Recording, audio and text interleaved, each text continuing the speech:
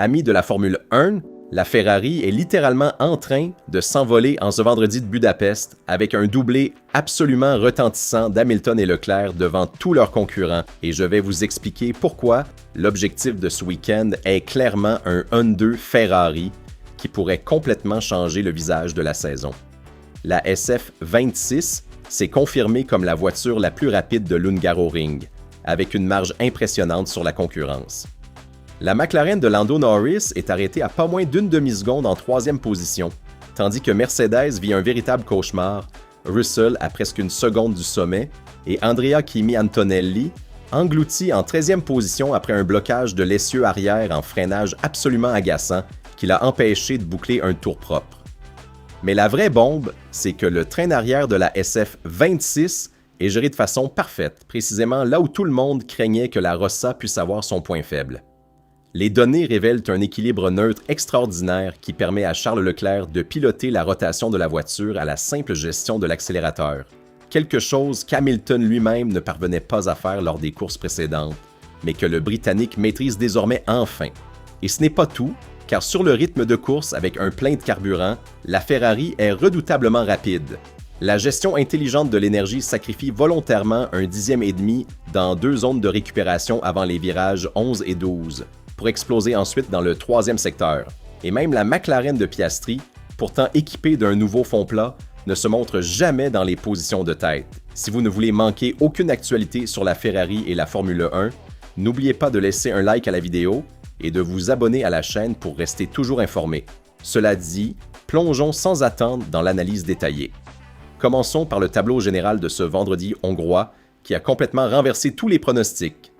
La Ferrari ne voulait absolument pas endosser le rôle de grande favorite à Budapest à la veille du week-end, même en sachant parfaitement qu'il s'agissait d'un rendez-vous qui pouvait, sur le papier, exalter de nombreuses qualités de la SF26.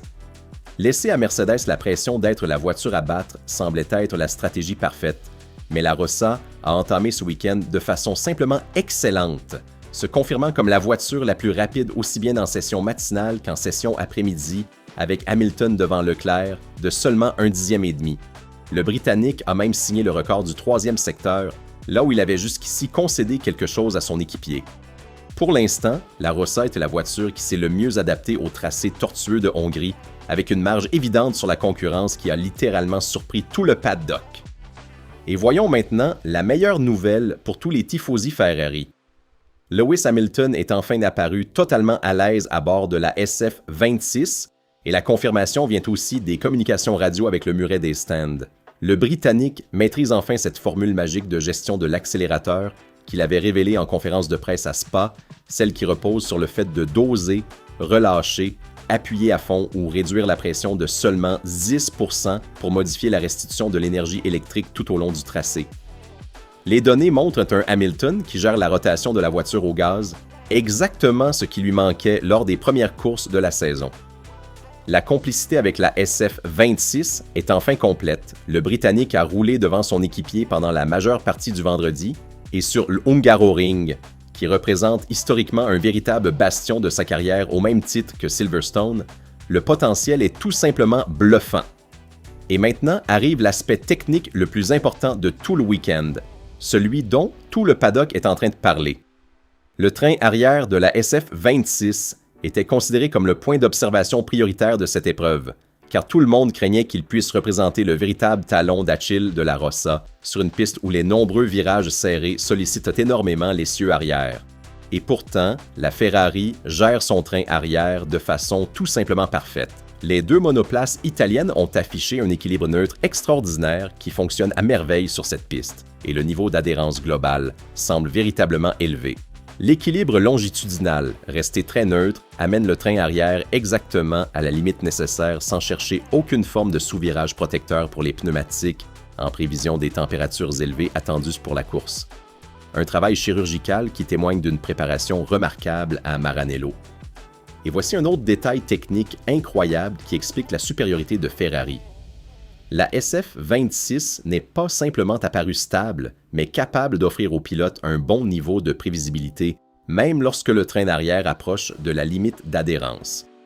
Leclerc a ainsi pu porter en moyenne beaucoup de vitesse en milieu de courbe, en utilisant souvent un pourcentage significatif d'accélérateur pour soutenir la rotation même de la voiture. Même Hamilton réussit désormais à gérer la rotation de la Rossa à l'accélérateur, quelque chose que nous ne lui avions pratiquement jamais vu faire lors des courses précédentes. La Ferrari a montré une vitesse de passage en courbe élevée, exactement le point fort que Leclerc avait anticipé la veille. Le Monégasque n'a perdu son train arrière qu'à 2 reprises lors de son meilleur tour, mais sur tout le reste du circuit, il a réussi à utiliser les gaz avec une grande détermination dès les phases de passage en courbe et surtout en traction. Et voyons maintenant le chef-d'œuvre de gestion de l'énergie électrique mis au point par les techniciens de Ferrari. Les données de télémétrie de Leclerc révèlent clairement 2 zones de récupération bien précises avant les virages 11 et 12, où la Ferrari sacrifie volontairement une petite partie de la poussée motrice dans ces portions, perdant environ 1,5 dixième dans le but d'arriver dans le tronçon suivant avec une abondante énergie à concentrer en sortie de virage pour maximiser la phase de relance dans le 3e secteur. Une stratégie parfaitement cohérente avec les caractéristiques de l'Hungaroring, où les relances depuis les basses vitesses constituent une part fondamentale du temps au tour. Et même lors des brèves simulations de rythme de course, la Ferrari est apparue très rapide, surtout avec Hamilton, tandis que la maniabilité de la SF26 avec plus de carburant est vraiment exceptionnelle. Et maintenant arrive l'aspect le plus saisissant de ce vendredi hongrois. Mercedes vit un véritable cauchemar technique que personne n'anticipait à la veille du week-end. George Russell n'est pas allé au-delà de la 5e place à presque 1 seconde du sommet, montrant d'énormes difficultés notamment dans la zone à basse et moyenne vitesse du 2e secteur.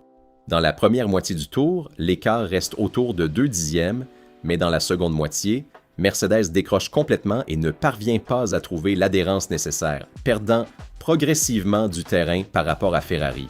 Les choses se sont encore moins bien passées pour Andrea Kimi Antonelli, qui n'est pas allé au-delà de la 13e place, ayant dû faire face tout au long de la séance à un blocage excessif du train arrière en freinage. Il n'a même pas réussi à boucler un tour propre avec le composé le plus tendre, arrivant long avec les roues fumantes à plusieurs reprises. Ce type de comportement lui enlève complètement confiance à l'entrée des virages, lorsqu'il essaie de pousser à la limite. Regardons maintenant ce qu'ont fait les autres principaux concurrents. Max Verstappen a terminé 4e, mais s'est plaint tout au long de la séance d'une voiture très rigide et difficile à conduire, surtout à l'arrière. L'écart par rapport à Ferrari monte à presque 7 dixièmes pour le Néerlandais, un déficit considérable.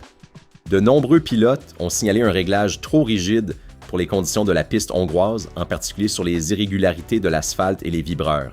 Et il n'est pas rare de se retrouver avec la voiture sur 3 roues, l'adhérence se réduisant de façon drastique. Lando Norris continue d'être le point de repère de cette McLaren et a apporté à Budapest un nouveau fond plat conçu pour augmenter la charge aérodynamique, terminant 3e à une demi-seconde de Ferrari. Oscar Piastri, en revanche, a manqué la session matinale et ne disposait pas des nouveautés montées sur sa voiture, terminant seulement 8e. Aston Martin rencontre de sérieux problèmes, Stroll s'était resté au stand pour un problème de suspension arrière, tandis qu'Alonso a terminé 19e à 3 secondes. Ce vendredi de Budapest a été tout simplement époustouflant pour Ferrari. Doubler Hamilton et Leclerc devant tous avec une marge impressionnante sur la McLaren de Norris à une demi-seconde, Mercedes effondrée avec Russell 5e et Antonelli 13e après un blocage incroyable du train arrière. La SF26 gère son train arrière de façon parfaite avec un équilibre neutre extraordinaire. Les 2 pilotes réussissent à gérer la rotation de la voiture à l'accélérateur, et la gestion intelligente de l'énergie prévoit 2 micro-récupérations avant les virages 11 et 12 pour exploser dans le 3e secteur. Hamilton est enfin à l'aise sur la SF26 grâce à sa formule magique de l'accélérateur. Leclerc a montré une confiance immédiate dès le premier tour et une vitesse de passage en courbe très élevée, avec un excellent rythme de course même avec un plein de carburant. L'objectif est clairement le 1-2 Ferrari dimanche, un résultat qui rouvrirait complètement le championnat des pilotes et des constructeurs. La partie est loin d'être terminée,